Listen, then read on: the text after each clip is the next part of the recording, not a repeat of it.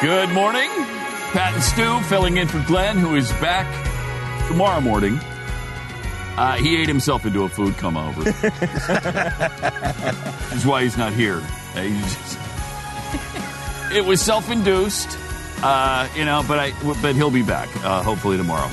A couple of notable deaths while we were on vacation. Florence Henderson, mom from Brady Bunch. They come in threes. Yeah, she died. Really sad. And Fidel Castro, brutal dictator of Cuba, we lost him. Oh, no. We lost him. No. But we're okay with it. We start right there.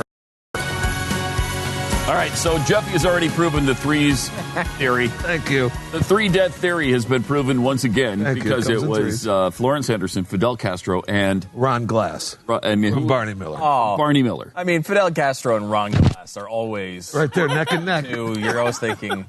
You're They're so tied at the hip, their entire right there. lives. I know. They ran parallel. Inextricably connected forever. The guy from Barney Miller and the guy who ran Cuba. Well, come on. Florence Henderson? There's a lot of people who have been celebrating since the announcement. On Saturday? Was it Saturday? Friday night, It's right? Friday. Was it Friday night? Morning, yeah. Okay. So the party has been nonstop in Cuba. I mean, in Miami. Little Havana in Miami. So sad that they would disgrace his wonderful memory. I can't understand the reporters doing that stuff to those Cubans who have, if these reporters had lived through what they lived through, I think it'd be a little different feel. Yeah. I mean, it's not surprising, obviously. These are people... Of course it's not. ...who justify crazy dictators around the world constantly. But this is one you don't need to. Right. You just don't need to. You don't need to do it with Fidel Castro. You can get away with being critical of a guy who imprisoned an entire island for his whole life. Right. 11 million people are essentially on an island prison. Mm-hmm. And it was interesting because I was watching a report yesterday or the day before about his death. And they had a series of reporters in Havana. And they're talking to people on the street. And what do you expect you're going to get from people in the street? His brother is still the dictator there. If they say, yeah, I'm glad he's dead, so will they be. And the reporters will not be back to report on that. No, they will not. No, they will not. And nor do they even necessarily care about that aspect of it. So they're asking all these people, and they're getting this, he'll always live in my heart as long as I live, and all the wonderful things he did for Cuba. As the 1948 Etzels are driving past on the street, you see these 50s vehicles, one after another. And that's all you see on the street. Is there a classic car parade going on? Surprisingly, it was not a classic car parade. Huh. It was all they have on the island. You remember all they have. You played that clip of Keeping Up with the Kardashians. Oh, that was a couple weeks ago. Embarrassing, yeah. Which, the Kardashians, who might not be... top of the line historians when it comes what? Cuban. Yeah, I don't want to. I get. Am I overstating all my history lessons from Kim and Chloe? Think of how many people do. I know. You can mock it all you want, but think of how many people do. And we played the clip of them, their opinion of Cuba, which was essentially like, well, I hope they don't change anything, because I just love how they just stayed with the old vibe. The whole retro feel is so great. The retro feel. It's not a retro feel. These people don't have air conditioning in their cars because it wasn't invented at the time the last car came on the island. This is not. They're not doing this because they think it's quaint. They're doing this because the only thing that they can do to move from point A to point B. It's unbelievable, and yet you still have the people. You still have Colin Kaepernick, who is such an idiot. He's done a really good job of becoming the most hated man in the NFL, and maybe one of the more disliked in America. Mm. And one of the things he said about Castro was that and this is right before he goes to Miami. What an idiot! Yeah. But as Jeffy brought up, his girlfriend is a Black Lives Matter person, right? Yeah, Nessa, I think, the DJ. I'm pretty sure that's her. What do you want to bet he gets all his information from her? Because I don't remember Colin Kaepernick doing any of this stuff before. Was he? I mean, he wasn't showing up at press conferences in a Malcolm X T-shirt before. He wasn't doing this kneeling thing. I mean, No, this is all. I mean, most of that is this year. He had some stuff I remember early on about how, like, don't judge me on my tattoos. It was like one of those guys. Yes. Oh, that's like, right. All right, a good stance and everything. Your whole tattoo stance is important, I'm sure. Yes. But it was like that type of thing where it was somewhat implied. it wasn't really radical social kind of thing. No. He said that Castro instituted universal health care in Cuba, invested in the education system, supported Nelson Mandela when he was jailed. What a wonderful man. What a wonderful, happy, almost Disneyland type, almost Disney character type. And to say that right before you go to Cuba, Miami. or Miami, is just unbelievable to me. But at least it fired up Kiko Alonso, the linebacker for the Miami Dolphins. Oh, really? Oh, yeah. Yeah, he had a great game against Colin Kaepernick. Kaepernick had a decent game, too. But Kiko Alonso hit him a few times, I think a little extra intensely, and said there was very bad blood between them. I bet. The Washington Post had an op-ed that listed, I'm wondering if Kaepernick mentioned any of these things. Mentioned some of the things from Castro's reign. He turned Cuba into a colony of the Soviet Union and nearly caused a nuclear holocaust. Is that? He did not mention that, no. He sponsored terrorism wherever he could and allied himself with many of the worst dictators on earth. Was that something I that don't was... remember that part either. No. He was responsible for so many thousands of executions and disappearances in Cuba that a precise number is hard to reckon. Was that? No, he didn't mention that part. He brooked no dissent and built concentration camps and prisons at an unprecedented rate, which is a pretty amazing sentence. Yeah. He built and this is, we've talked to people who have studied this before. This is actually true, especially when it comes to a percentage of population. You can find their atrocities in Cuba at times as bad or worse than some of the ones you'd think of when you think of genocides. Really horrific. Well, yeah, but he instituted healthcare. You're just looking at the negatives of the guy. Well, no. I'm just It's wondering. not the entirety of his life. Right. Did Kaepernick mention that he condoned and encouraged torture and extrajudicial killings? I don't think so. Okay. No, he was focusing on the positive. Did he talk about how he forced nearly 20% of his people into exile? Right. It's an island. Let's keep that in mind. It's an island of 11 million, 2 million of whom live in the United States. 2 million. Pretty amazing. How about how he prompted thousands to meet their deaths at sea? Right. Mm-hmm. That's right. interesting. So thousands have died trying to get here off the island to Florida. He claimed all property for himself and his henchmen, strangled food production, and impoverished the vast majority of his people. Was that something that Colin I don't mentioned? remember that part. No? No. That he was living in luxury and cavorting with tons of beautiful women while his country starved? He didn't really mention that part. He outlawed private enterprise and labor unions. Now, it's funny keep because... going down this road, but Kaepernick was talking about the positives. Right. Yeah. The education system. You haven't mentioned that yet. No, I haven't mentioned that, but it was interesting that Colin Kaepernick is both involved in private enterprise and labor unions and doesn't seem to see that's very true. at all. No. That's weird. He persecuted gay people and tried to eradicate religion. Have you seen how good their national baseball team is? Well, no, I mean, it is I think good, in part that's Fidel Castro. I think in part. But did he really encouraged Kaepernick go into kids the to play whole baseball. eradicating gay people thing? No, not really. Okay. No, he did, not extensively anyway. He censored all means of expression and communication.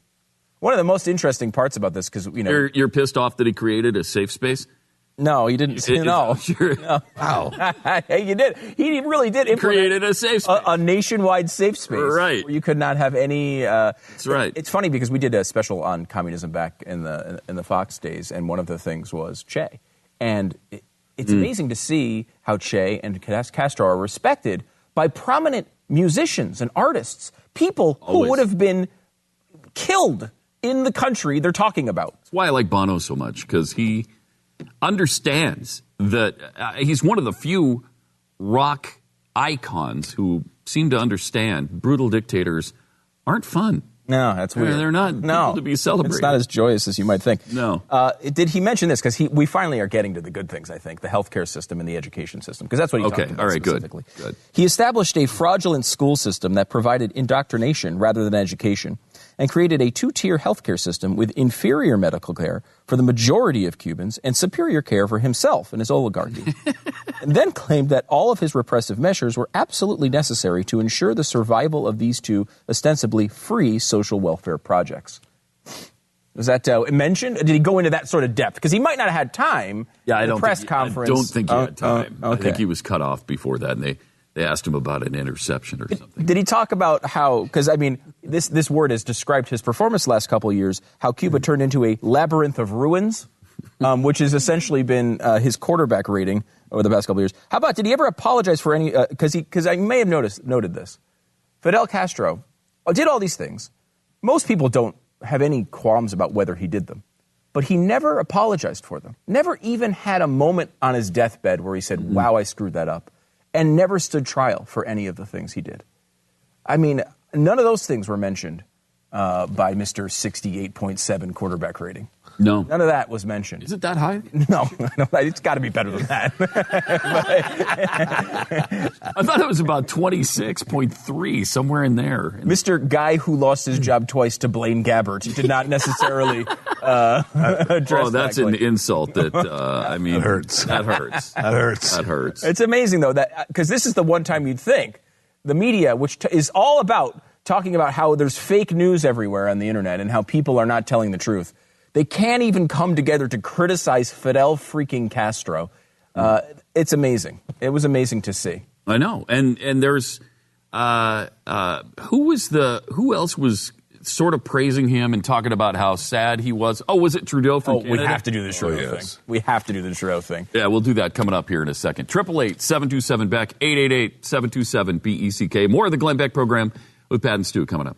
We were talking about what Justin Trudeau, who's the Canadian Prime Minister, what he said about the Castro death. He was quite sympathetic. Yes, he said, "It is with deep sorrow that I learned today of the death of Cuba's longest-serving president." Because he served for a long time. Long time. That's what you need to take from that sentence, is that the length of his service to the country was quite extensive. Serving others. Serving others. As we've put it before. Fidel Castro was a larger-than-life leader. He was larger than life. Well, I mean, he was. He was responsible for many deaths. Who served his people for almost half a century. Again, that length thing. Length of, it's like on your resume, you stayed at that job for a long time. Well, he had 2 terms, right? I mean, he was prime minister for a number of years and then president for a number of years. Look at that. A legendary revolutionary and orator. Now, again, you could say all of these things about Adolf Hitler. Absolutely. Except for the longevity part. I mean, he only served for about a dozen years. Yes. But if he served for 50, would people be talking about him like that? Would they say he legendary Adolf Hitler, who served his people for half a century? Yeah, I mean, like, come on. In comparison, you're glad that he only was only there for 12 years. That's a good thing. Yeah. A legendary revolutionary and orator. Mr. Castro made significant improvements to the education and health care of his island nation. It's Colin Kaepernick running a country. Congratulations, Canada. While a controversial figure, there we go, that's the murder reference there. While a controversial figure, because some people, Pat, in certain circles, find murder to be controversial. Oh, wow. Now, that's not me. Wow. But we're acknowledging that some people might find his murder of people just a little controversial. Who are they? Who are they? Thank you. To say? Thank you. Thank you for doing that. While a controversial figure, both Mr. Castro's... One person's murder is another person's freeing of the spirit. Yes. Right? Yes. Absolutely. So while a controversial figure, both Mr. Castro's supporters and detractors recognize his tremendous dedication and love for the Cuban people who he was murdering all the time, who had a deep and lasting affection for El Comandante. He loved them so much, he couldn't part with them. No. Could not part with them. Could not. Could not allow them to leave him. Now, his dad, Justin Trudeau's dad, was Pierre Trudeau. Right. Not to be confused with Jack Trudeau, the quarterback from the Indianapolis Colts. Gary Trudeau, who I believe is the cartoonist of Doonesbury. Okay. Right. It's neither of those Trudeaus. It's the dad, Pierre Trudeau, who also was Prime Minister of Canada. I know my father was very proud to call him a friend. Wow. And I had the opportunity to meet Fidel when my father passed away. It was also a real honneur, because he spelled it with a U, which is you don't need that. You don't need the U. You don't. Okay, Justin? You don't need the U. It was also my real honneur to meet his 3 sons and his brother, President Raul Castro, during my recent visit to Cuba. On behalf of all Canadians, Sophie and I offer our deepest condolences to the family, friends, and many, many supporters of Mr. Castro. We join the people of Cuba today in mourning the loss of this remarkable leader. That's ridiculously incredible. effusive. That's so inappropriate. Because, like, Trump came out and did what Trump does. Everyone likes about Trump. Which is like, Fidel Castro's dead, exclamation point. That was his tweet. All right. That's how I felt, to be honest. Right. Me too. I don't know if that's the right president. thing. It might not be the right vibe. The president. Well, he's However, still president-elect. We'll take it. That's right. And then, President Obama had, like, the more typical, as you'd expect. It wasn't... You don't have to say, I'm glad the scumbag died. Right. But when you're a world leader, you don't have to celebrate in the street like his people are doing in Miami. But there's a line you walk, and he did not walk that line. No. Crossed it. Yes, he did. Now, people noticed Justin Trudeau's statement and came up with some Trudeau eulogies. The Trudeau eulogy thing was going around Twitter. Some of these are really good. Ted Bundy was a controversial man, but he will be remembered for his charisma and great love of women. I guess it could be true. Yeah. Today we mourn the loss of Norman Bates, a family man who was truly defined by his devotion to his mother. Today we mark the passing of a great doctor, chef, and cannibal. His love for music was only outweighed by his love for liver.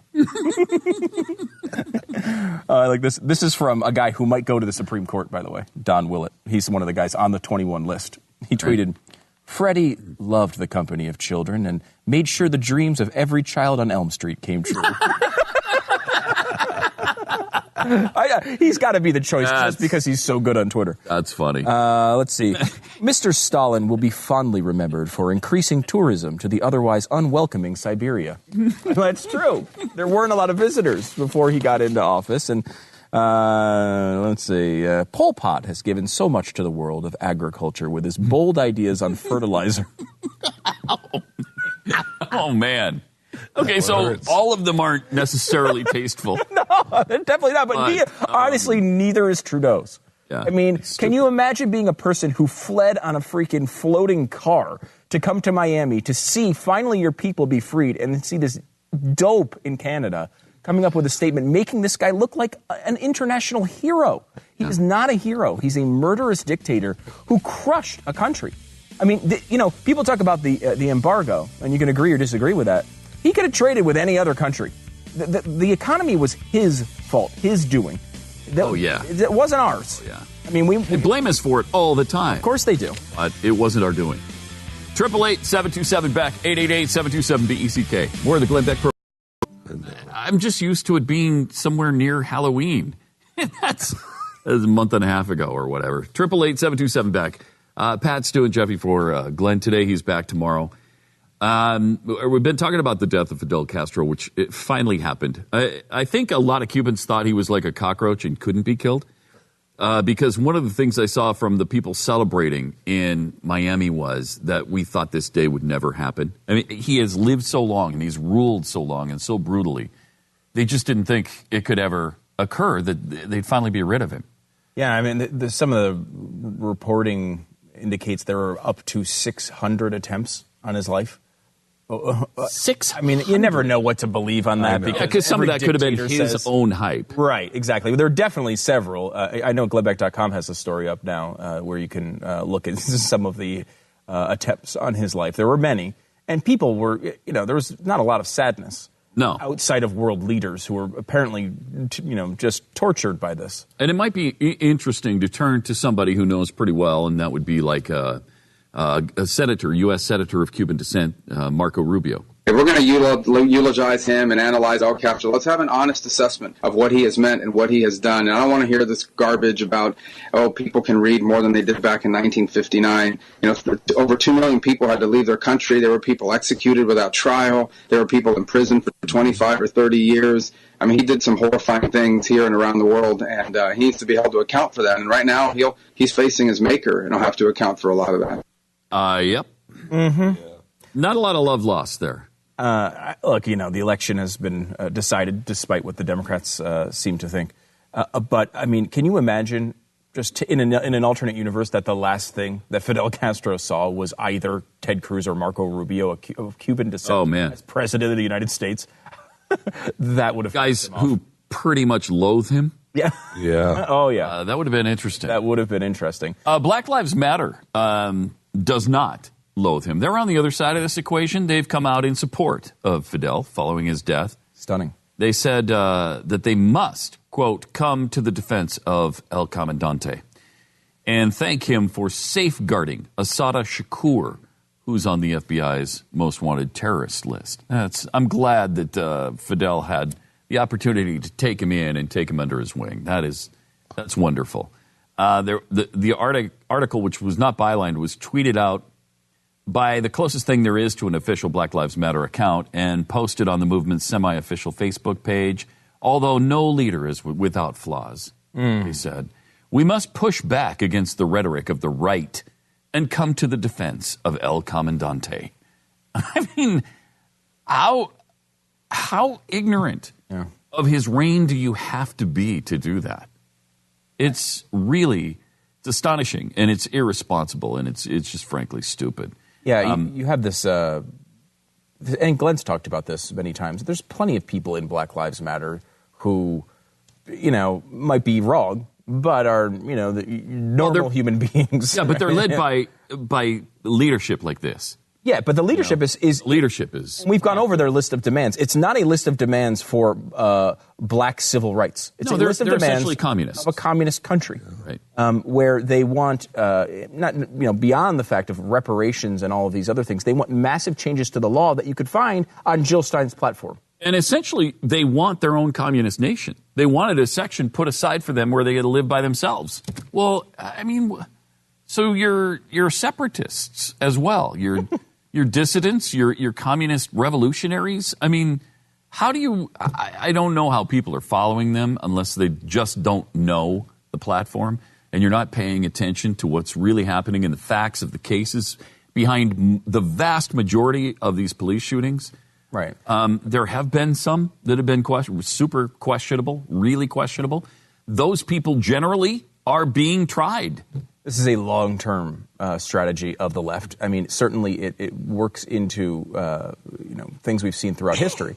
And what the left does, is, in this country in particular, is take a cause that many people, rightly or wrongly, because the statistics don't necessarily bear out these arguments with the police by any means, but rightly or wrongly, feels emotionally like it's a just cause. Nobody wants someone to get murdered by a police officer because of the color of their skin. There's very little evidence that it's occurring in the year 2016, at least very often, or if ever. I mean, most of these cases, even when they are unjust killings, there's never seemingly any evidence that it's because it was racially motivated. But let's just say, for the sake of argument, that some of them, there are some bad cases.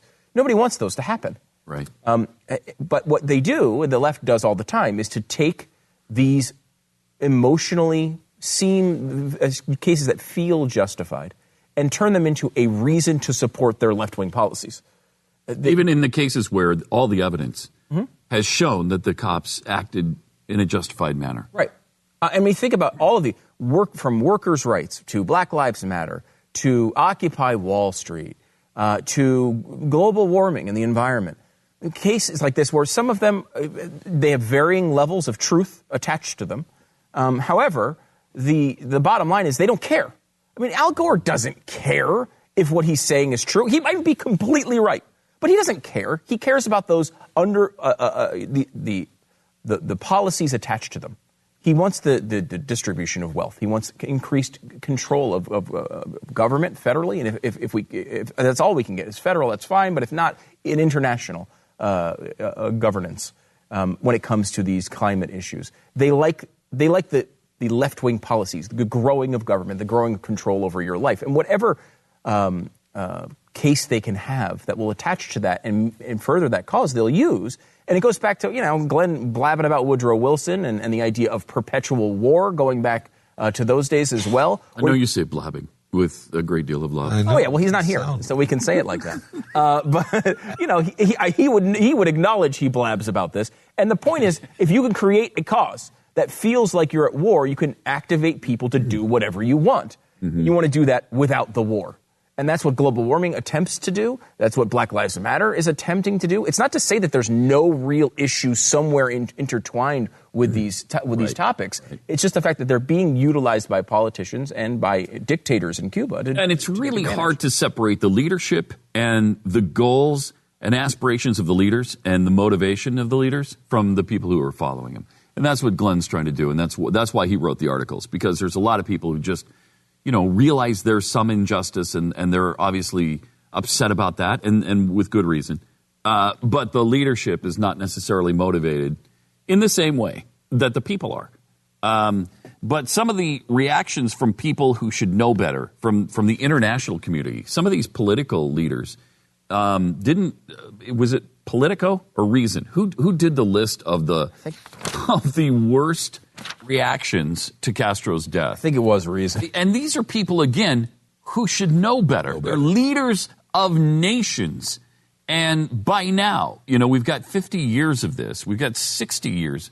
It was 1959. Yeah. We're going on 60 years of evidence to show what kind of person Fidel Castro really was. And he wasn't a good person. Let me break every rule of KC broadcasting and start at number one, because we've already blown that one for you. Justin Trudeau won. All right. So, I hate to screw with the momentum of this piece, but he's number one, and I don't want to ruin it for you. Number two was the UK's Jeremy Corbyn, Labour Party leader. The UK's opposition party leader conceded Castro had flaws, though he wouldn't name them. Insisted in a statement that Castro was a champion of social justice. Oh, good gosh. Oh, good golly. As Reason writes. That's why we try to emphasize how that is just code for socialism. Mm-hmm. Social justice is just socialism. It's moments like this where that's always proved out. It's how they say nice things about communists. Yep. They say the words social justice. If they're saying the same thing about the candidate you voted for and a communist, what does that tell you? It's the nice way to justify gigantic government and control of your life. Yep. And they use it every single time. There's two code phrases. One is social justice. Another is democracy. They're also trying to turn democracy into an excuse for socialism. And that's why we fight against that term all the time and try to remind people as often as we can, we're not a democracy. So stop that. Go ahead. Yes, there are elements of democracy in the constitutional republic. Yes, there are. That does not mean we are a democracy, and it's important to note that.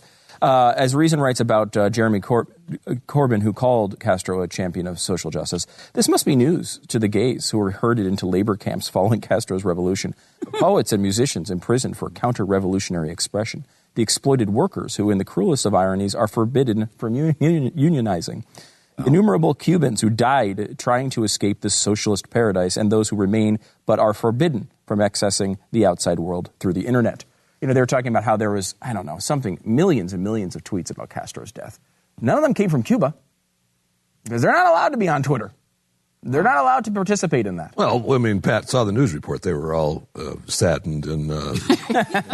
yeah, we don't need to hear from them directly. That's right, of course not. We have reporters over there softening the story for us. The Ayatollah had a statement. Oh, good. Always like to hear from the Ayatollah. The religious tyrant who rules over one of the worst human rights offending countries on earth tweeted his fond memories of shooting the breeze with another dictator who brutalized his own people.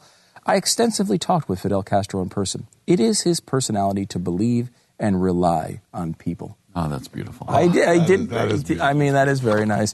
Let's see. EU president, a statement that reads like it was produced by a bot employed by a crumbling bureaucracy. The president of the European Union's executive body wrote, with the death of Fidel Castro, the world has lost a man who was a hero for many. Oh, wow. Changed the course of his country. He did do that. He sure did do that. I will give him that. He's exactly right. And his influence reached far beyond. True.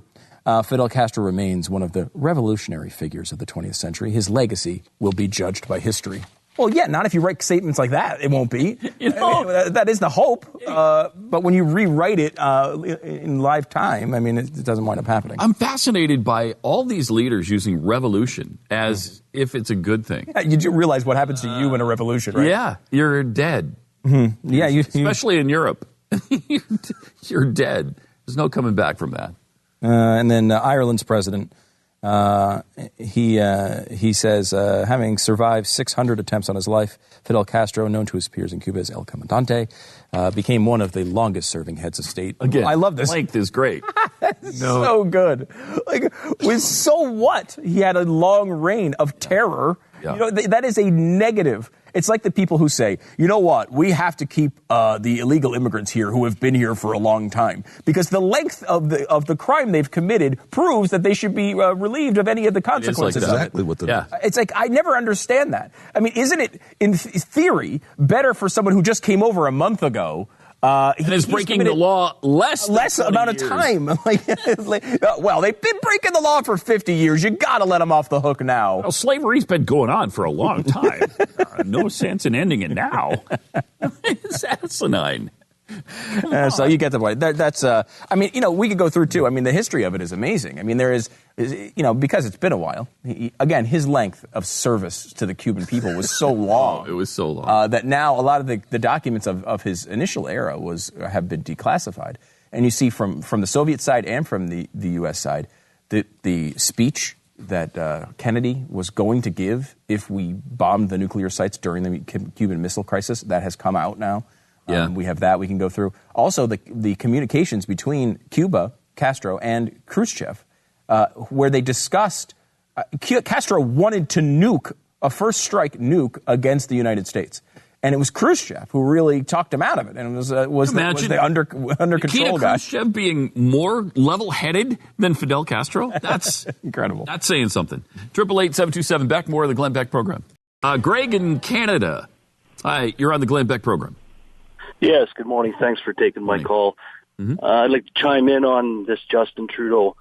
33 years I've been in northern Canada, Alberta, in the oil industry. Justin Trudeau, as we've seen it, he speaks not on my behalf in no way, shape, or form, as well as millions of other Canadians. This person is a failed politician, as I see it, as many other people, as his father was, as he traveled through Alberta, the hub of the oil industry of Canada 30 years ago or so, on a train, fingering everybody off of the train. That's his father. This is their legacy. This is what this Trudeau stands for. This person is now in the midst of shutting down our coal industry. Our oil industry has come to a stop. They put a carbon tax up from $10 a ton to $30 a ton on big industry. There's tens of millions of people that are going to be out of work in this country due to this.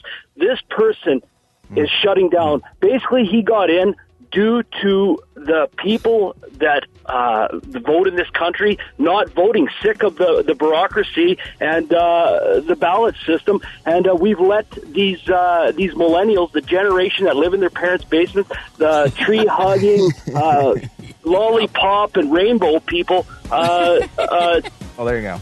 We let these people make the votes. We feel your pain. Pat and Stu filling in for Glenn. He's back tomorrow. It's Cyber Monday. And chances are pretty good you're going to spend some money on worthless stuff today. But we have a story to make you feel better about your purchases. They say up to $3 billion it will be spent today. The claim that 3 million non-citizens voted illegally in the election in November, on November 8th. Not exactly proven. not exactly in a hardcore fact. Not exactly even a soft core fact. Not even Cinemax level fact? No. Oh, okay. No. It's not even AMC level fact. Wow. So we'll get into that and talk about what happened over the last week or so and the Thanksgiving holiday, which I hope went really well for you. We'll start with that right now. On the Glenn Beck program, 888-727-BECK. I was fortunate enough to spend most of my vacation with the United States government bureaucracy, which was I enjoy doing. Really? I think I've made pretty clear from time to time here. It was lovely. It was a prison system, or what was the? Well, my daughter has somehow in one of the moves we lost her Social Security card. And so without you just get one of those piece of cake. So easy. I'm going to tell you how easy it is. It's just this easy. And we need it so that she can get a driver's license, right? She can't have her driver's license without the Social Security card. However, she can't get the Social Security card without her driver's license. It's a wonderful system. And I had a really good time trying to deal with it because conveniently located, the Social Security office nearest me, conveniently just 45 minutes from my house. Yeah, wow. Just a mere 45. So just an hour and a half round trip. And that's only a fraction of the allotted time they allow you to spend at the Social Security office. You want to get there early, of course. You want to get there early, and when you do... You get a ticket? You only get to spend an extra hour and a half waiting for your ticket. Okay. Yeah. So you get your ticket, right? So you wait an hour and a half before you get the ticket? No, you get the ticket right away. Oh, that's great. Oh, your ticket comes, bang! You got that ticket in your hand. And then you take a seat if you can find one. And then you wait for your turn and your ticket to be called. Do they call it, or do they have the digital numbers up at the booth? They all call it. And you walk up there like a pig to a slaughter. You sure do. And so after the first day, I didn't get there as early as I probably should have the first day. It was about 10 o'clock in the morning instead of 9 o'clock when it opens. Did you make it in at all that day? So it was an hour and a half wait the first day. And not bad. And so that was only a 2.5. By the time I got home, probably a 3-hour wait. And when I got my number called, though, I happily took my information because I did a little research on it and found out what I needed. Needed her birth certificate because I didn't have a driver's license for identity purposes. And they said some kind of a medical thing from your doctor that's been signed. So I found something that's been signed by our doctor and dated. And I had her birth certificate. And I bring it, and nope, you can't have that because her birth date is not on the medical record. Wasn't on the medical, but I said, but it's on her birth certificate. That doesn't matter because it must be on the medical record that you provide. And so he writes this list out for me of things I need. So I leave. Well, that was nice of him. Yeah, wasn't that nice? This is your Social Security card. No, this is her social. I'm trying to get a replacement Social Security card for her.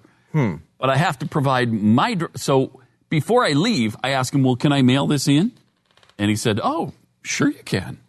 But you just have to have your driver's license with it. I said, can I make a copy of my driver's license? No, you can't. Oh, so you're asking me to mail my actual driver's license to the Social Security Administration in Washington or wherever this thing winds up? You'll totally get that back, too. So what you're saying to me then is I can't do this by mail, essentially. So anyway, after 3.5 hours, I go home empty-handed, come back the next day, bright and early. This time I'm there at 9:05. And after... With the required documents? With the required documents, I thought. And of course, no. I'm turned away. After waiting another hour and going to the desk again... To a different person. Of course. I am told that it can't be some sort of medical bill. It has to be an actual medical record. Her medical records from her doctor have to be there, signed, dated, and stamped. Some weird thing. I'm like, are doctors really in the business of providing documentation for my daughter's Social Security replacement card? Oh, yeah, we get them all the time. Okay, so it must be really easy to get those. So I go to my daughter's. So I leave after another 2.5 hour waste of time. Go all the way. You're making headway. It's not a waste. I'm making headway. Yeah. So I finally obtain the medical record, signed, dated, stamped from a doctor. She hardly ever goes because she's rarely sick enough to actually go to a doctor. She's 16 years old. She's not, feeble.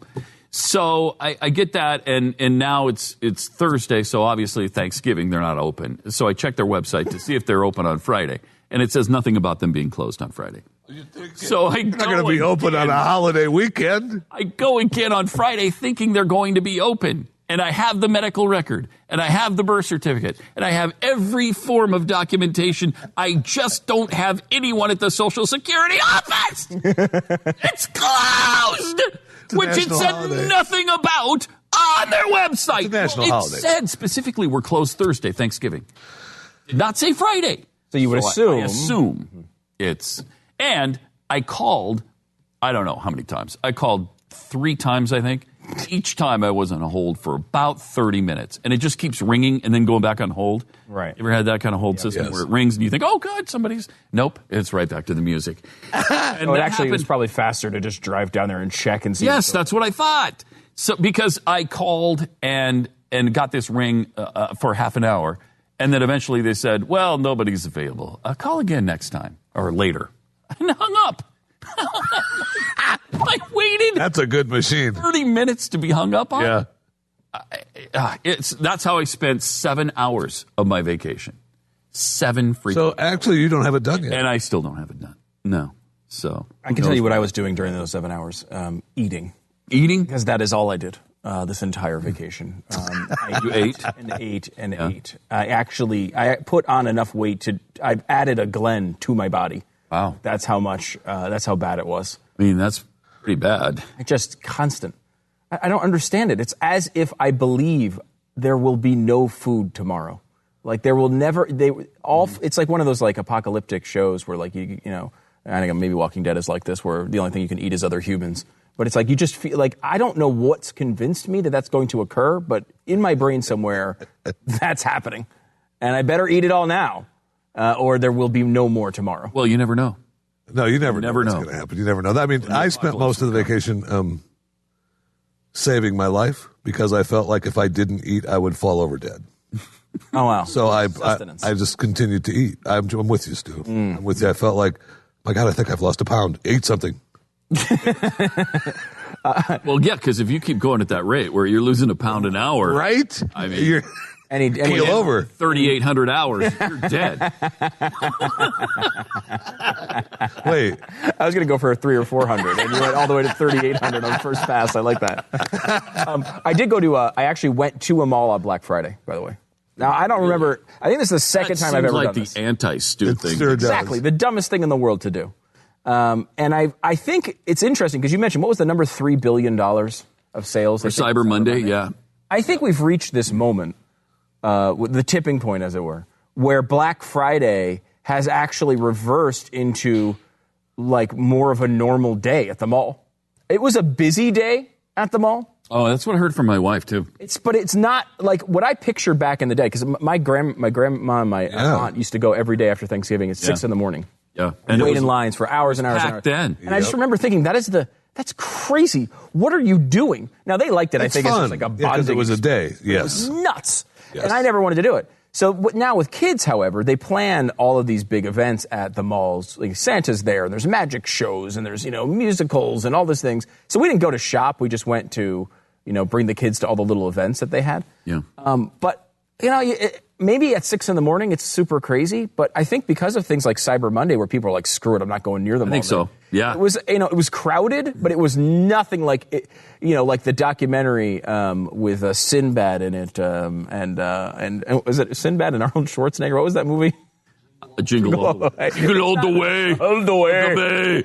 It's that incredible documentary that I think told the truth of that era has, I think, now changed. And it definitely has, because they've spread it out over the whole season now. And you don't have to do that. Plus, now we've got Thanksgiving, too. A lot of stores are open on Thanksgiving. Yeah. And it starts then instead of the day after. And it's spread out to the point where it's actually not all that terrible. Yeah. At least in my experience. We've gone twice now. Towards the afternoon to evening. And it's an annoying, but every day at the mall is an annoying day at the mall. It was just a normal crowded day. Like a Saturday, like a weekend, right? Busy like a weekend, normal weekend day. Yeah, which is kind of crazy. I'm sure the malls are not thrilled about this new reality. I'm sure they're not. Yeah. Especially because of, I think today, Cyber Monday has made it so much easier for people to just get it done online and you don't have to go anywhere, which is nice. And then it just comes to your door on time. If it took a month or 6 weeks for delivery like it used to, then, you'd have people back in the stores all the time. But it doesn't. I mean, it can be there in a day or two or less than that. Or sooner. Yeah. But you still see the stories all the time of people fighting over television sets and all. I don't know where that's going on. There were a few small stories battered around, but there was also the stories of good, access. The store was really busy. They handed out numbers for big ticket items. People waited in line, got their stuff. Everything was fine. This is the typical way media handles stories, right? it's like the overwhelming majority of people are going to these stores and they're buying things that are so advanced as to what they were even 5 or 10 years ago.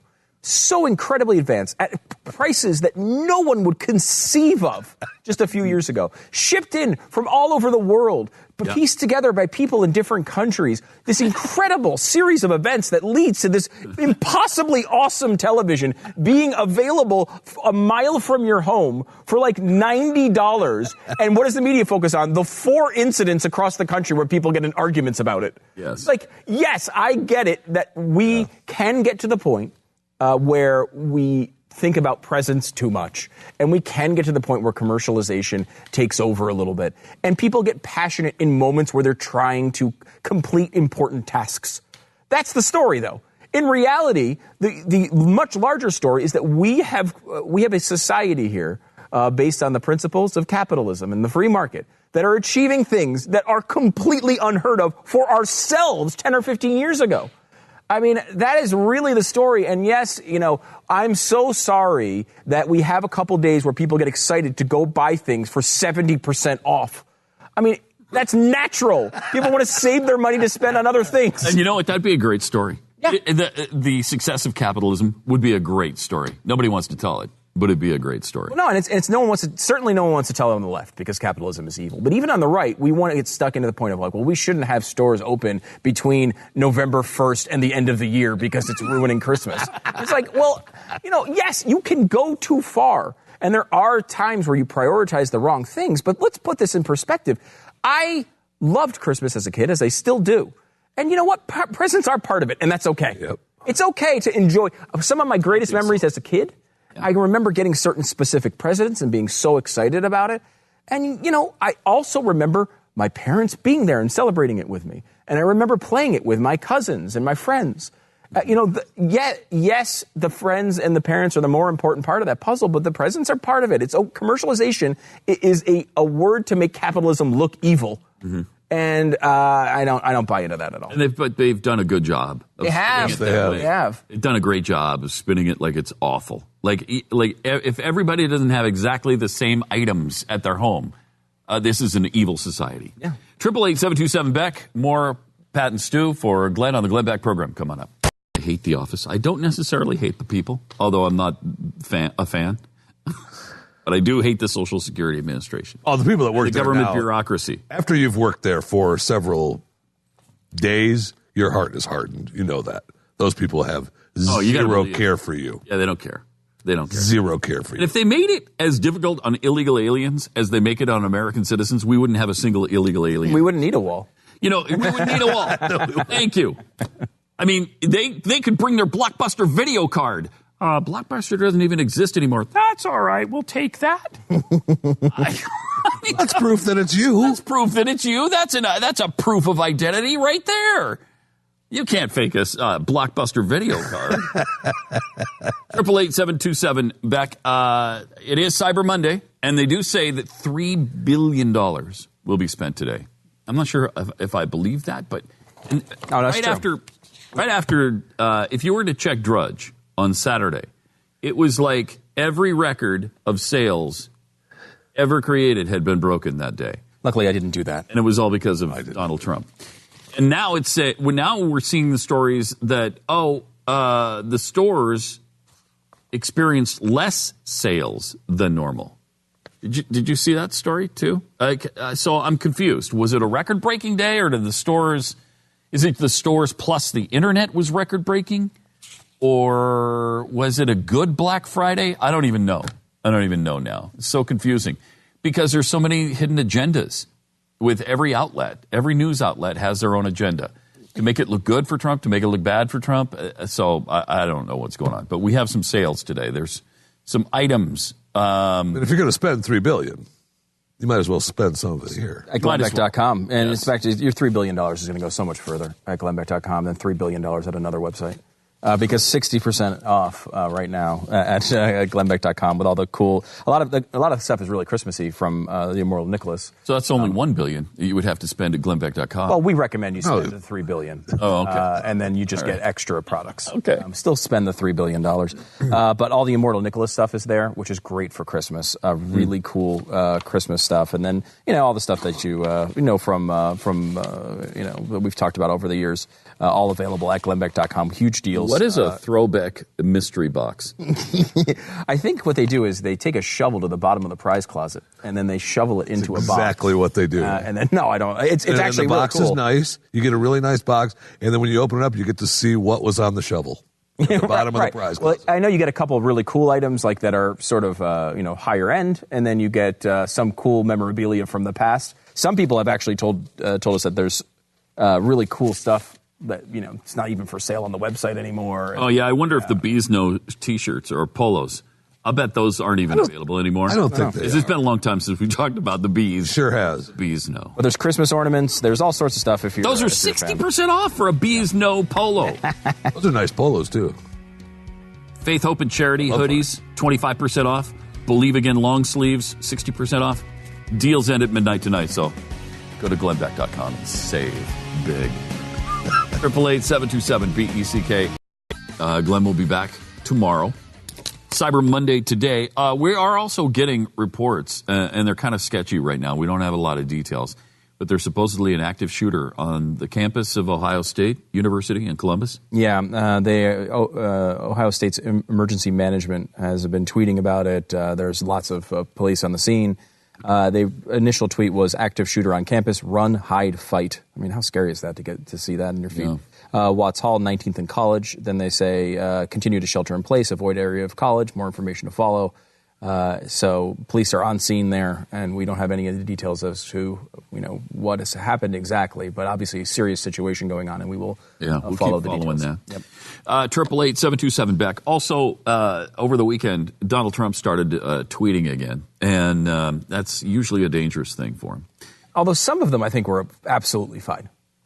He's being beat up because he's tweeted, something like 13 times about the recount efforts and fraud in the election, most of which I think are fair game.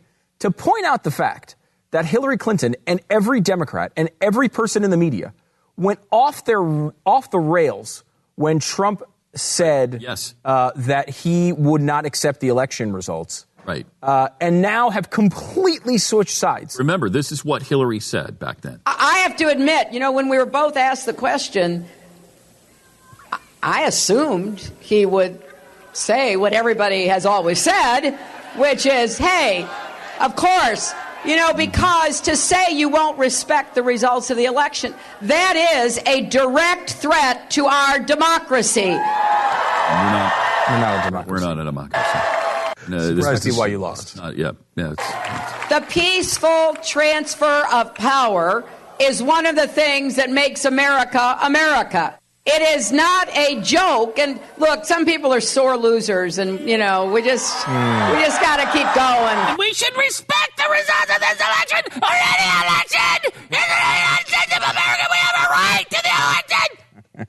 Yeah, shut up. And that's not what she's saying now. In fact, now she has joined Jill Stein in this recount. Her lead lawyer is involved in the recount now. Now, the Jill Stein thing is quite obviously a scam. Right? I'm not sure the angle there.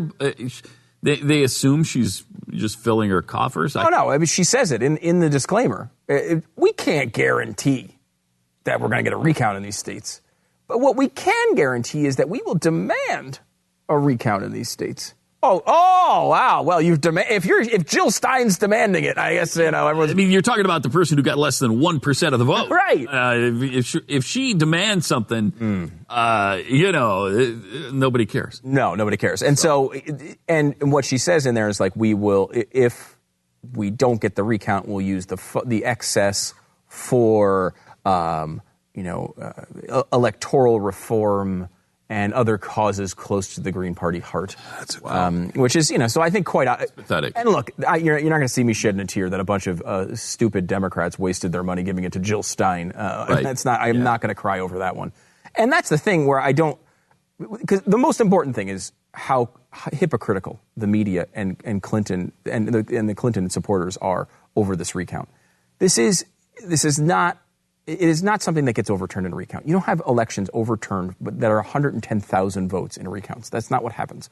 You have 3 states, it's about 110, 115,000 votes, which Trump won. He would have to lose all 3 of those to lose the election, which is Wisconsin, Michigan, and Pennsylvania. Pennsylvania is something like 60,000 votes. You're not going to overturn that with a recount. Right. No way. If there was massive election fraud, then you could see something like that. But there's no evidence of that. Even Hillary's people say there's absolutely no evidence of it. Yeah. There's no evidence. Yeah. So why are you doing this? Now, they're saying, look, we didn't ask for it, but now that it's happening, we have to participate in it. It's obviously a questionable claim. But to bring up and it's not just them, it's the media as well. The media took it as the most central attack on our Constitution in history. On our democracy. On our democracy. Stu, when our democracy is at stake. When he said that he would not accept the election results, and then he later joked, well, I'll accept them if I win. That was his big comeback the next day, kind of to taunt the media.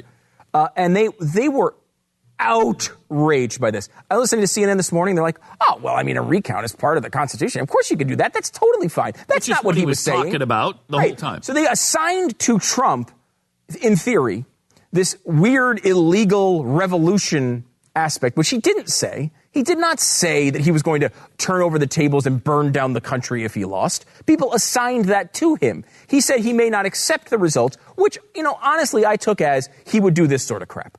If he lost by 150,000 votes, he'd be in there asking for recounts, which would be ridiculous. And now it's ridiculous that the left is doing it. They all said they would accept the results until they lost, and now they're all saying they're not going to accept the results. It's embarrassing. This is only a few weeks ago, guys. You remember when he said he would side with Putin and Fidel Castro and start open revolution? No. Start a shooting war? Remember that? I don't remember that. No, he didn't say that. Oh. He's siding with Putin a little bit more than I'm comfortable with. But other than that, he didn't say any of that stuff. What he did say, though, was the 3 million people voted illegally. 3 million illegal votes? Where's the evidence for that? And this is the problem. Because Trump is in the right here. Irresponsible. Trump is in the right here. Is in the right. He won the freaking election. You won the game. But it's not enough. We play to win the game. It's not enough. You won the freaking game. It's not enough. Just because the popular vote. Right, then that's apparently bothering him. And that's bothering him. Oh, big time. Bothering him. And he's been told by people at InfoWars that he actually won the popular vote because votes were stolen from him. 3 million illegal votes come. Now, the evidence of that, of course, is apparently a tweet. Ample? A tweet from someone named Greg Phillips, who says he's completed a database of 180 million voter registrations. You're talking about, the Greg Phillips? The Greg Phillips. Greg Phillips, voting election investigator? Yes. Guy? Not the cartoonist. All the sources point back to these 2 tweets from a guy named Greg Phillips, whose Twitter profile identifies him as the founder of VoteStand, America's first online fraud reporting app. Oh. Now, I'd never heard of it, but apparently it's important. Greg says he's completed analysis of a database of 180 million voter registrations. Number of non-citizens votes exceeds 3 million. We have verified that more than 3 million votes cast by non-citizens. Phillips offers no evidence whatsoever to back up the claim that he verified more than 3 million non-citizen votes, nor does he divulge his data sources or methodology, must explain how it's possible to verify 3 million fraudulent votes within 5 days of a national election. It's not possible. It's not. In fact, it's possible you have the app. It's all new. It's all new on the I think that's his take on this. Phillips bluntly refuses to share the information with journalists, claiming it will be released in open form to the American people. Apparently that's coming. He's a guy who, his background is he ran a super PAC for Newt Gingrich in 2012, and he has worked apparently in these circles. Now, this is where this voter fraud thing is always problematic, because there are 2 sides of this, apparently, and the only 2 sides you're supposed to believe, which is there's millions and millions of illegals voting, and we have verified this, and the election actually was won by Donald Trump, or there's never been a case of voter fraud in American history. Now, that used to be the case from the left until they lost the election. Mm-hmm. Now, all of a sudden, there's voter fraud in apparently 3 states, which, by the way, all the election analysts that have looked at this, serious people in journalism, by the way, and the statistical analysis people that the left loved until Donald Trump won. Finding nothing all those wrong. people are saying there's no evidence to this. they're trying to say there's a disparity between paper ballots and electronic ballots. However, paper ballots and electronic ballots in other states with similar demographics are backing the same results. There's no reason to believe there is anything to the claims that Donald Trump lost this election. The guy freaking won. He won the election, won it fair and square. Why he's bothering with the nonsense of playing with the media now, I don't understand it, because it takes... Wish he wouldn't. He's trying to, wrestle defeat out of the jaws of victory here. And it's funny because here he is saying millions of fraudulent votes were cast. He's essentially making the case for a recount. Yeah. He is making the case for an audit of the vote when he won. Just leave it. You won. You won. None of us dispute it. I mean, the Democrats maybe, but they really weren't. Even the Clinton campaign knows there's nothing to this. Right. They know there's nothing to this. So leave it. They're going to try. They're going to try to raise some money off of the backs of the people who believe it, just like Trump has done with some of his fringy followers. It happens in politics. But it's an embarrassing sideshow to this. The guy won the election. Focus on important things. Yeah, we don't need it. He's in the middle of naming people in his cabinet right now. There's a big... Are you shocked, speaking of that? I'm stunned that he would even consider Mitt Romney. Yeah, I don't think he is. God, do you think he is? Romney showed up and they're discussing this together is unbelievable to me. It just makes me believe the whole thing is a sideshow. It really does feel... A whole thing, including the Romney getting out there and, telling everybody he's a clown and he's not serious and this and that. And now you're going to be the guy's Secretary of State? I mean, yeah. So if I'm Trump, I don't want Romney. I don't want Romney. And if I'm Romney, I don't want Trump. I mean, yes. Yes, you guys disagree. You don't need to work together in this. Well, you don't understand politics. We put all that stuff aside for that was what we were supposed to. That's what we were supposed to get out of Donald Trump, a guy who didn't do that. And to be honest, I don't think he's doing it. I mean, who knows? I would not be shocked by anything in the political sphere these days. They're saying he is seriously considering it. Did you see what Kellyanne Conway did this weekend? She's out there basically trashing. I didn't follow her exploits as closely as I probably. Well, it's a big story, and I know. And I know you. I didn't believe me. I understand it. And on Thanksgiving weekend, I'm with you on this. However, she comes out and essentially boxes Trump in, if you want to believe the media spin on this. She comes out and says, well, a lot of people would be very disappointed in Donald if he were to name Mitt Romney. A lot of his supporters would think it was a terrible choice. He said a lot of really bad things about it. Basically boxing him in, making it so if he names Romney, he's pissing off his own people. His people should be pissed at him. And a lot of people are saying she is boxing him in. And I don't know if I've ever seen an important aide in the run-up to taking over the inauguration come out and publicly criticize a choice that hasn't even been made, that supposedly the candidate is seriously considering. Yeah, but we're seeing a lot of unprecedented things. We are. So it could be true. And my vibe is he actually doesn't want Romney. He never wanted Romney. He wants to play the role of saying like, oh, maybe I'll pick Mitt Romney because I'm this type of guy. I just want the best people. You know what? In the end, we wound up not taking. And even though he went to war against me, I'm willing to step over that. It feels, because he did the same thing kind of, at least was reported with Cruz, and then he brought him in there. I never for a second believed he was naming Cruz Attorney General.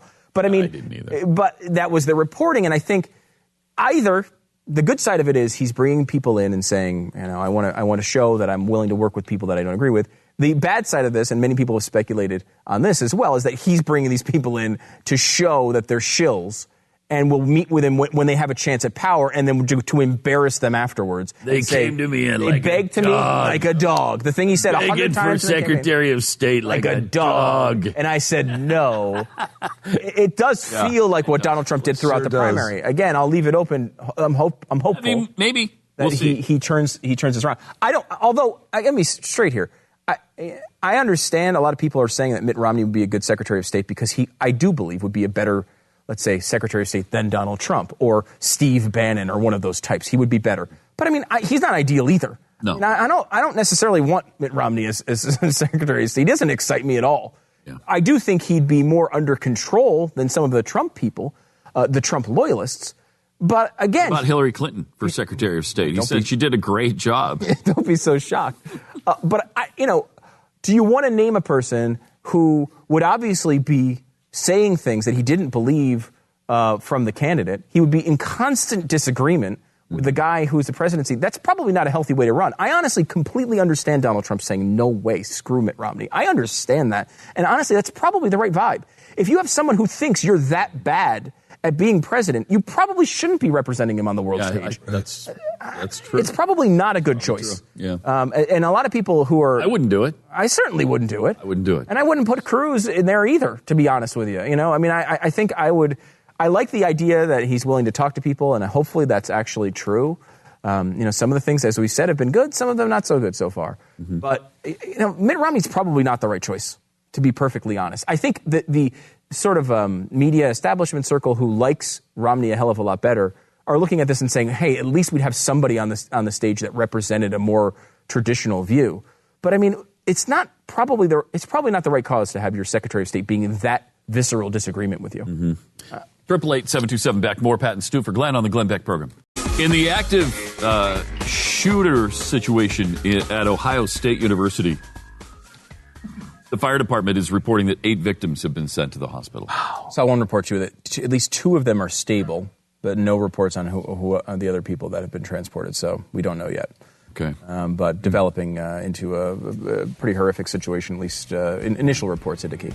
Jeez, it is tiresome. Yeah, it sure is. These mass shootings, it just gotta stop. 888-727-BECK.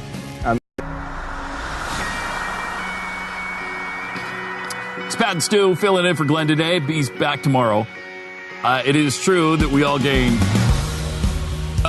about 650 pounds each. Mm-hmm. It's not collectively. That's each. That's average, yeah. Over Thanksgiving. Yeah, I did 720. Yeah, 720? Oh, yeah, you guys must have been a little under that number. I was actually considerably over. We may have Jeffy, were you? I was under. Oh, yeah? You only gained 400. It's like when you're already an ocean, you know, and you put in 700 more drops of water, you don't really notice it, right? That's what they say. We've got all those things and so many more to deal with right now. It's kind of interesting in a really sick, perverted, creepy, horrifying way. You talk about a war on women, and we continually hear how Republicans are waging a war on women. In Morocco, a smiling woman on a daily Moroccan TV show gave women tips on how to apply makeup after that beating your husband gives you.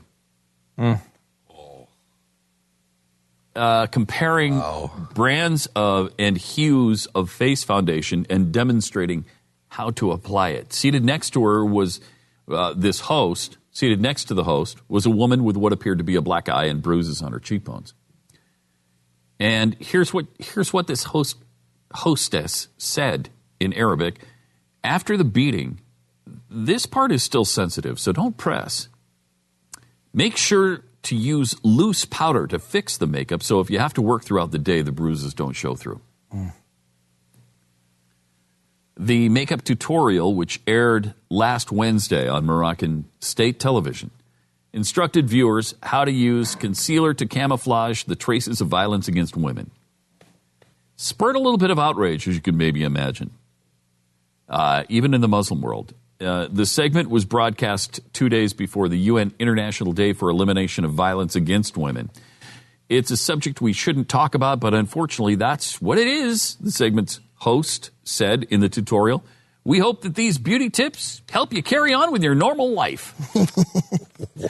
When your normal life is getting beaten, we hope it does not continue. Yeah. That kind of should be the message. Use foundation with yellow in it. If you use the white one, your red punch marks will always show. That's sad. That is unbelievable. Why is it that women's groups in this country cannot band together against this? Why is it that we have to say, well, you called her Miss instead of Ms. Oh, that's wrong. Yeah. Really? That's what you're going to argue about when this kind of stuff is going on? Yeah, I mean, I can tell you this morning, CNN, lengthy incredible reporting about the horrible tragedies befitting Muslim women in this country right now. Oh, jeez. It's nothing to do with. I mean, wouldn't that have been a more interesting and relevant report than the one I heard, which was that a woman, I think it's in California, has decided to no longer wear her headscarf because she doesn't like the way people look at her since the election happened. Oh my gosh! She doesn't like the way people look at her. Right? They don't. She does not like the way people look at her. Not that they've beaten her or given her bruises. No. Or said anything. No. Even they haven't even yelled at her. She did have one. She claims again. I have no. There's no independent confirmation on this report. She claims that one person spit at her. Spit at her. Mm-hmm. Which, look, if that's true, is wrong. Is absolutely obviously wrong and terrible. However, does not compare. Of 330 million people. I mean, how many claims of these? I never even hear of it. I don't hear of all these horrible things against Muslims. Well, I mean, obviously it happens somewhere, sometime. But by the way, Christians are also abused somewhere at some time. Right. And I'll bet there's plenty of reports of that, or maybe even unreported. Right. And you don't deserve to be spit at. You don't deserve to be looked at. Of course not. It's not, if you're an upstanding citizen, regardless of your religion, we all know that you should not have to deal with those things. However, you also shouldn't have to deal with it when you are, attending a competing sporting event. Right? Like if you're let me use something close to home. If you're a visiting Cowboys fan to the Eagles game, you also don't deserve to be spit at. Well, and maybe if you're a Cowboys fan, you do. But I mean, it's a bad example. But if you're a Giants fan, or that's another bad example. Redskins. Okay, they're all really bad not examples. Bad examples, Stu. However, they're really not. I don't know. A San Diego Chargers fan does not deserve to come into a Philadelphia Eagles game and get spit at or have beer thrown at them. But these things happen because people are idiots at times. Yeah. And and individuals, when you have a country with freedom and 320 million people in it, you're going to have some issues with people acting like jerks. I'm really tired of having urine thrown in my face. You're what? I'm sick of it. I mean, I've had enough of people throwing urine in my face. Well, has that happened? Yes, it's happened to me. Yes. It happened to me on the mean streets of Helena when I was at a Helena Senators Legion baseball game, walking underneath the stadium in the concourse near the snack area. I think I'd just gotten a soda of some sort. And somebody ran by me the other way with a cup of urine in their hand and threw it in my face and kept running. You got a run by urine throw? Run by urine throw, and I'm tired of it. Is that just because you're Muslim? It was just because, I think it was because I'm Christian. Oh, okay. Maybe even Mormon. Even though they didn't necessarily know. May have sensed it. Mm-hmm. I don't know. Mm-hmm. I don't know, but I'm tired of it, and I don't want it to happen anymore. You can pick those Mormons out of the crowd. Yeah, they're the ones usually nicely dressed and groomed. It's interesting because, first of all, that's an amazing... That actually happened to you? That actually did happen to me when I was a... You're sure it was urine? Oh, yes. Mm-hmm. That must have been pleasant. A certain amount actually made it to my mouth. I bet you could still taste it. Oh man. So nasty. So horrible.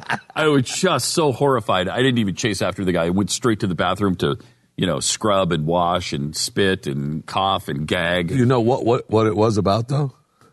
No idea. I didn't know the person. I'd never seen them before. Never saw him again. Just a run-by urine attack. But you're tired of it happening. But I'm tired of it happening. If it happens once, that's once too many. I mean, again, I know this is a funny story, but objectively, that is considerably worse than what happened to this woman. Yes!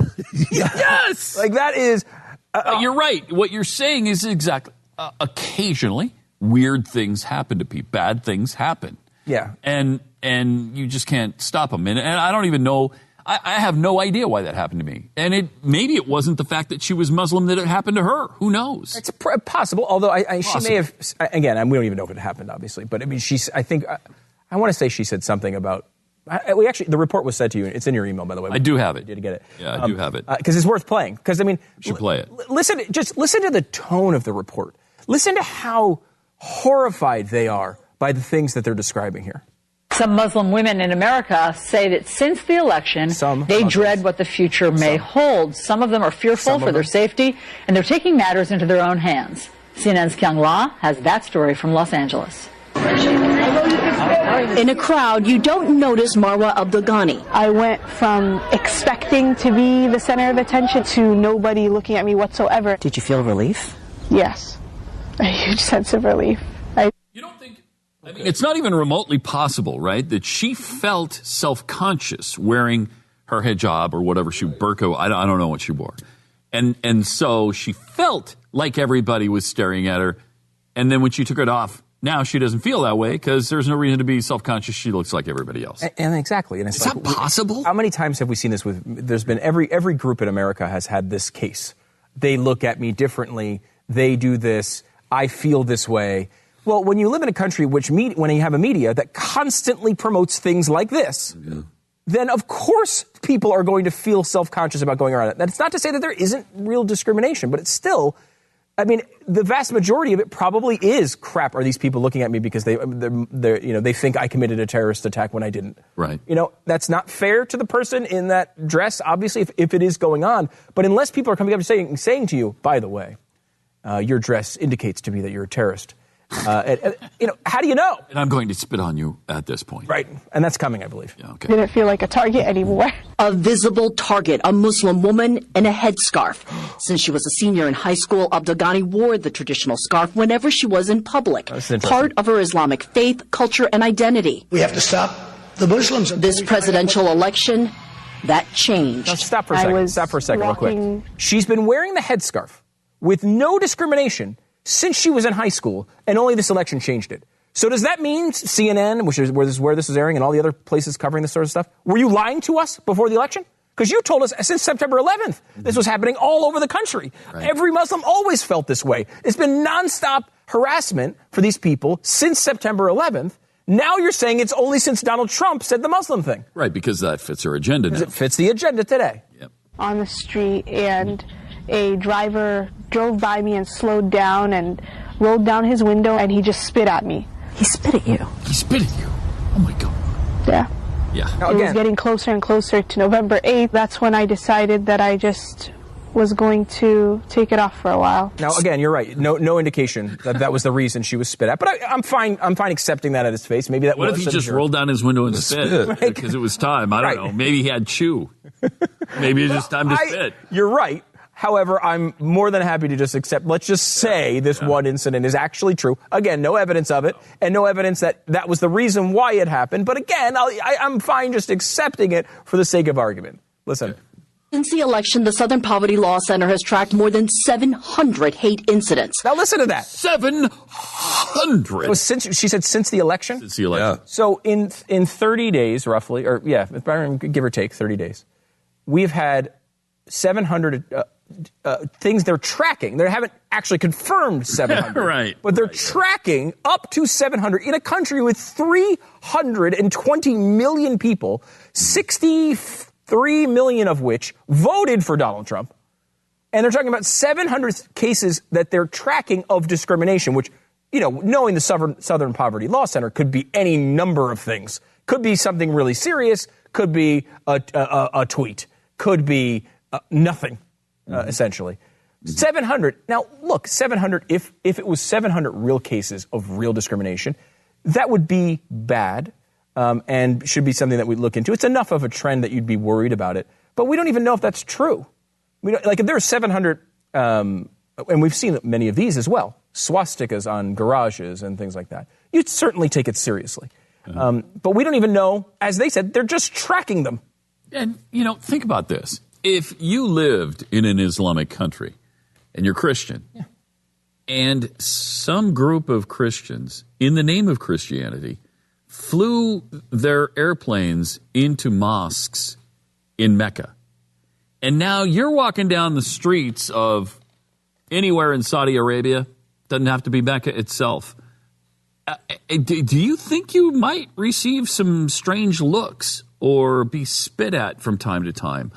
Or would somebody yell something disparaging at you? Is it possible? Go with probable. Is it possible something a little bit more serious just might happen to you? Are you kidding me? This is nonsense that we have to deal with this all the time. I mean, we should fight against discrimination, but we do. And we beg and plead, and we talk about this all the time. And every single occurrence that happens, I'm so tired of this. Every single time there's a terrorist attack perpetrated by Muslim terrorists, we're the ones it's turned against. And say, don't you start treating Muslims poorly now. Right. Well, wait a minute, we're the ones who are attacked. In this report, it's the exact. I don't know how much time we have left on it. Maybe we should take a break and come back and finish it. Yeah. But I mean, they go into the fact that one of the reasons why she felt like people were looking at her is because of San Bernardino, and they released a picture of a woman in a headscarf. And it's like, well, I certainly cannot account for everyone's ability to remain in control in stressful situations. I've given up on that one a long time ago. But if the result of this, a shooting and dozens of people in that case being shot, or thousands of people in 9/11 being shot, is that there are occasional bad stares at people. It's not ideal, but it's not freaking, it's not Nazi Germany. Right. And we lose all perspective on this. I mean, it's ridiculous. 888-727-BECK. Stu for Glenn on the Glenn Beck program. He's back tomorrow morning. 888-727-BECK. We've been talking about this report, the CNN report on Muslim women wearing headscarves. It's about to. If you have not been annoyed by it yet, you're about to go crazy. Oh, really? Yes. So it's even worse. Oh, good. Yeah, Muslim women say a year ago, their sense of safety began to change after this picture of San Bernardino killer Tashfeen Malik went public. After that, people started to see us differently. Muslim women began taking self-defense classes driven by fear. Now, again, here's the first time they've ever found any reason to have a Second Amendment. Yeah. Here now, the media all of a sudden understands that self-defense is important, and wow, you should take self-defense courses to defend themselves against. You better get a gun against these evil Americans. Right. So, Second Amendment they've now found. Yeah. They're about to find another amendment. Watch. Oh, good. Sharing tips on social media and making a searing choice: their faith or personal safety. The headscarf has just become something that went from being a very spiritual element of a woman's life to being something where she had to be scared to wear it. I myself just didn't feel like I wanted to continue with that fear. The only places where Abdelghani feels free to express that part of Islam is in the privacy of her apartment and her mosque. To the incoming Trump administration, this young Muslim woman has this message. When you hold that kind of position and you think it is okay to make these racist, Islamophobic, sexist statements, there are people, unfortunately, as crazy as they are, who look up to you and they will follow you and they will act out in response to what you're saying. Do you think you will wear it again someday? Yeah, I hope so. I hope I can wear it one day again. I hope I can feel safe enough to do so. To practice one of the founding principles of America, freedom of religion. Oh, we found the First Amendment. We found that too. Good. Yay! When did that become important to CNN? I know. Come on. I mean, where was this during when we were forcing Catholics through Obamacare? To perform abortions? For abortions or to supply birth control. RU 486 or whatever that is. Right. Where was this when we've seen courts and governments request sermons from individual pastors to try to prove legal cases against them? Hobby Lobby was the worst company on earth. Where was... They were the worst company, and they are willing to even lose $1.3 million a day so they don't have to provide women these abortion drugs, so they don't have to provide women these important health care products. Yep. And then really? And now with this, it's like nothing to do with religion and the First Amendment and freedom of religion, even in this country, our founding principle. Oh, wow. They love the Constitution when it fits the exact, very narrow definition of how they want it utilized. Oh, and especially as it applies to Islam. That's the only time they apply it. Only time they care about it. Only time. This is the day when $3 billion supposedly is spent on the internet. Remember the days when you were afraid to buy anything on the internet because your identity was going to be stolen? Someone had the greatest tweet on that. Okay. Your parents 20 years ago don't trust anyone on the internet. Your parents today, freedomeagle.org says Hillary Clinton invented AIDS. All of a sudden, parents trust everything on the internet. When did that happen? At the beginning, I remember this. Don't put any information out there. Yes. Don't ever buy anything. Oh, remember the efforts websites crazy. used to go to convince you to buy it was things. theoretically possible to buy something on the internet and not have your identity stolen. And how about dating on the internet? That was verboten. Yes. I mean, you can't date anybody. You'll wind up sliced up and frozen in somebody's freezer. You'll be dead. They'll cut you into pieces and they'll put you in the freezer for cold cuts later on. It's true. And now that's probably where most people meet is on the internet. Oh, it's got to be between Match.com and Jeffy. What's the Grindr? one? Grindr's your Tinder. Oh, yeah. Tinder? Yeah, Is right. that- Grindr is mine. Not the app I saw you have open. So yeah. I mean, there's a lot of different apps. Yeah. I mean, it's true. Yeah. I was talking to one of my friends who's single, and he was going through the process of actually going on these apps and stuff and discussing how the hell you do it. Like, I mean, you're swiping things and you're approving, and you're going through questionnaires and you're trading messages, and like the dating culture has changed so much. I would be just an unplug and just hide in my apartment. I wouldn't even try it. Oh, it was no way. It was so. Thank God I'm past that phase of my life, because I would have no idea how to even do it. Mm-hmm. And there's definitely a thing that I've noticed too with people who are single that I know that are on these apps, that it's now like it's like first date city. When I was, back in my day, when I was dating, it was like, I was like 9 months before I even bothered talking to a girl, assuming rejection. These guys, they're just out on first dates like every week with 2 or 3 different girls, and like they try it out. You go out to dinner, you have drinks, it doesn't work out, you move on to the next one, don't care about it. Everyone says swipe it left. Swipe, yeah, it's constant. It's such a different process. And it has changed the way, this whole fake news controversy is a whole other part of this. Yeah. Where, suddenly the media cares about facts, which is of course interesting. And I understand that there are a lot of good organizations. We quote them all the time, by the way. There is legitimate media bias, but there are a lot of good journalists that do a lot of good things, that have uncovered things that have been uncomfortable for their own side, that have really tried to do solid analysis and reporting. Well, I think Jake Tapper is certainly one of them. Tapper, we bring him up as an example all the time. I mean, and to the point of even when you see the hacked emails, Jake Tapper is giving the Clinton side a tough time behind the scenes. Yeah. And he's just one example. There have been several. What's his face? You always talk about him. John Carl is another one who's done a lot of this. There's a lot of. It's not to say that all reporting is bad, but it is important to acknowledge the bias. We are, I think, beyond that with when it comes to actually purchasing things on the internet. People are very comfortable with buying things through electronic equipment. And because of what the left is trying to do, they're going to become a lot more comfortable doing that. McDonald's is remaking, now up to 500 restaurants have already been remade. And they're going to do this, it looks like, everywhere. Restaurants in San Francisco, Boston, Chicago, D.C., and Seattle will get upgrades in early 2017. You might notice those cities being representations of cities with high minimum wages. What are the updates? You will be able to place your customized order on a touch screen. You will take a seat and have your meal brought over to you.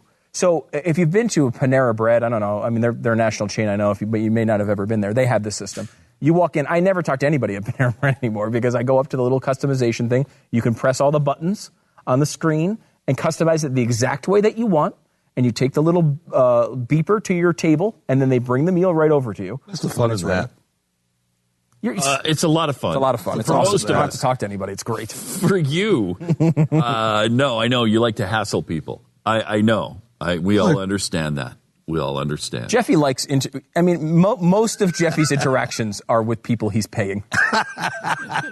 That covers many different topics. People who don't know who he is at all, and he's talking about him like he's known him his whole life. So true. So true. Now they're saying it's going to bring back customers because they think people are going to want to go to McDonald's more with this setup, which I think is a good setup. I mean, I like it because to try to explain to someone that if you want something different at a place like McDonald's, they will do it for you. It doesn't always come out right, but they will do it for you. McDonald's is the perfect place for that, actually, because you go into McDonald's and your order, number one and Diet Coke and move on. get out of there. That's a perfect place for it. You don't care about dealing with the person behind the counter. Right. I mean, and plainly, like if you want to have something changed, it's nice to be able to, instead of telling someone and they have to type it in right, you just could type it in correctly yourself. Also noticed they're promoting now this healthy thing, this new natural, they're all 100% beef. Whereas before it was like, I don't know, seaweed or something they put in, right? That carrageenan stuff. Yeah, at one point, it was a big thing in the 90s where it was carrageenan. We used to make fun of them for it. But because we used to call them their seaweed burgers or whatever. And now they're making a big deal out of it being 100% all beef. Now, I don't know if it's 100% natural beef or organic beef. Certainly it's not. Probably not. That is a big thing, though, that everyone's trying. But it's a big thing, and they were, their vegetables. They said something. I mean, they were putting kale on the screen. Yeah, they've got a natural kale now. They've got all this really fresh, healthy items going on in some of their franchises in California right now. I'm not going to McDonald's. That's a weird. That's a weird business model for them. But I think so too. It is. However, it's interesting that they're saying now one of the big things of the Trump administration, and this part I believe he probably will be on board for, is they're getting rid of a lot of or they can, with pretty much executive orders, get rid of a lot of the Obama school lunch crap. All the organic, all that stuff they've been pushing. And, Trump is known to like his KFC. I mean, the guy, McDonald's, they have pictures of him. Oh, yeah. I mean, the taco bowls. I mean, the guy, he's not exactly, Well, I mean, he doesn't work out. He doesn't work out like we do. Well, right. I wouldn't say he's there, but he's not the guy that's going to be planting an organic garden and tending to it himself. That's not Donald Trump. And I can't see Melania showing up at everybody's room, taking away their hamburgers from them. No, I can't see that happening. She's too focused on school bullying on the internet. Yes, it's a crucial issue for them. Yes. But I mean, it's funny because the reason why this is happening, and it's being rolled out in city, and it's going to cost lots of jobs at places like McDonald's and other fast food because they don't want to pay $15 an hour. $15 an hour. It's a thing that Bernie Sanders was pushing for so hard. Yep. In fact, he was guilting Hillary Clinton into supporting it. She was like, no, 15's ridiculous. 12 is pretty, well, maybe 12. And that was a big point of contention in the debates. Oh, you don't like $15 minimum wage? You're crazy. Do we have the, let's see, it's clip 182. This is Bernie Sanders on while it's a day of Fidel Castro, where mourning is passing today. Mm-hmm. You said back. This is him, Sanders today on Cuba 182. Yeah. You said back in 1985 that Castro transformed Cuban society and gave them health care and education. But this was a brutal dictatorship, despite the romanticized version that some Americans have of Cuba. He rationed food, imprisoned dissidents. You heard all today Senator Cruz talk about that. So have you changed your view of Castro since 1985? How would you now describe his leadership? I'm not quite sure, Martha, this is the issue that is on the minds of the American people right now. Deflect. Who basically want to make sure that Donald Trump keeps the promises that he made when he said he was not going to cut Social Security, Medicare, I know, but I want to go back Medicaid. to your comments, please. We'll get to Donald Trump in a moment. The answer is that Castro and Cuba, no, of course, their economy is terrible. You're right, it is a dictatorship. They did have a decent health care system and a decent educational system. No, they don't. A lot of people have left Cuba for better dreams to fulfill their aspirations. Yeah. So, no, the Cuban economy is a disaster. No, I do not praise Fidel Castro. Yeah, they've left for aspirational dreams like freedom. That's quite an aspirational dream. Yeah. If only I could be free. Yeah. The abandonment of potential murder. They tried to go. It's funny because I'd like not to be killed and my family to be jailed. For all the people that will say, the chance of you getting shot in America is 1 to 1. All the people that will go against the Second Amendment and say how dangerous American streets are. Those people are the ones not acknowledging that people left the Castro regime to come here for those horrible circumstances. Yeah. And do you have him from back in 1985? Yeah, here's what he said in 85. You may recall way back in, 1961, they invaded Cuba. And everybody was totally convinced that Castro was the worst guy in the world, that all the Cuban people were going to rise up in rebellion against Fidel Castro. They forgot that he educated their kids, gave them health care, totally transformed the society. Not to say that Fidel Castro or Cuba are perfect. They are certainly not. But just because Ronald Reagan dislikes these people does not mean to say that the people in their own nations feel the same way. only 20% of them have actually left the island. And think of what a high bar. Everybody. Think of what a high bar that is, too. That's not like opposition to your president, you know? I mean, we hear this from celebrities every single election. Well, I'm going to leave if Donald Trump is elected. I'm going to leave if Mitt Romney is elected. I'm going to leave if George Bush is elected. I'm going to leave if John McCain was elected. They even said that with John McCain, who was basically a Democrat in many ways. Yet here we are with in a real circumstance where these people didn't threaten on social media to leave Cuba. They built their own boats out of cars. Or anything they could. 20% of the population get the hell off of that island and out of that system. They got into a 56 Chevy, took the wheels off, and threw it into the ocean. And floated over here on it. That's unbelievable. Risked death, and certainly if they were returned to Cuba, would be likely killed by the government. They knew that risk. They did it anyway because that country was such a hellhole. And at that time, here is Bernie Sanders, who promised us a utopia here, telling us about a utopia there. Was it real? Was that a real analysis? I mean, even now he says that's not real. Yeah. He did say they weren't perfect, though. That's a good summary of the Castro regime. Isn't that not perfect? We'll give you a reminder of how not perfect he was. Coming up, 888-727-BECK. More of the Glenn Beck program. It's Pat and Stu and Jeffy for Glenn, who's back tomorrow. Don't be mad at me. Excuse me? Don't be mad at me. I'm not mad at you. What, that Glenn's coming back? You're mad at that Glenn is returning? No, Jeffy does his best when I'm on vacation to send me little items that piss me off. Oh, yeah. And he did a great job of that again this time. And I go, why do you do that? Why do you send me these items that you know? Just like a little dagger right in my... I'm sorry, I didn't realize. Yes, you did. With the headline, I know I should let this go, but...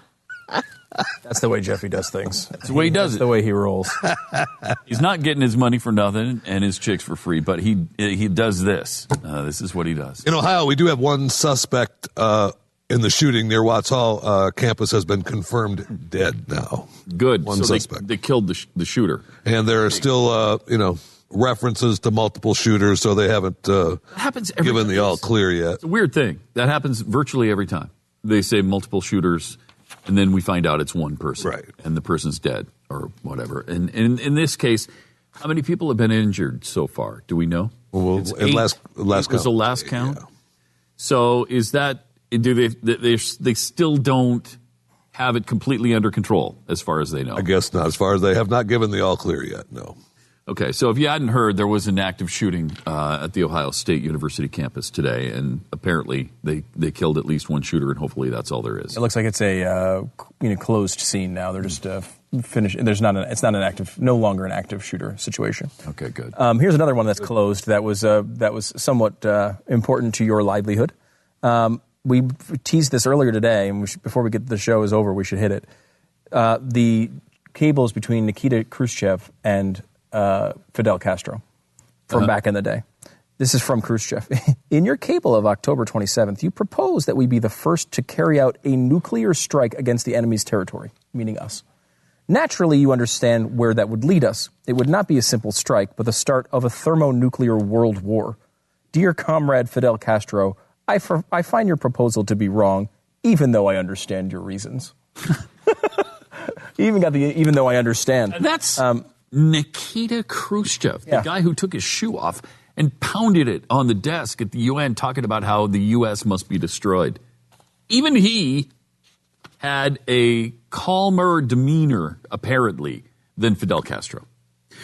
Fidel's main guy, Che, actually plotted for the destruction of New York at one point with nuclear weapons. Yep, with nuclear weapons and was part of several attempted terrorist plots against the United States. Another guy who celebrated. Another guy that celebrated in this country. We did this a while ago, and I don't have the quotes in front of me, but it was, who said which quote, and it was like Che and Osama bin Laden. And we did a couple of them. They could easily be either, and in this particular case, they found out both of them were Che. Attacks against the United States, terrorist attacks plotted against, which essentially were the infidels of the day, us. And both of these guys get praise for the media. You understand why people don't trust them. It looks good silk screened, though. on a t-shirt. Right? You got to admit. Hair. I mean, it's a wavy. magnificent. So hip too. So hip.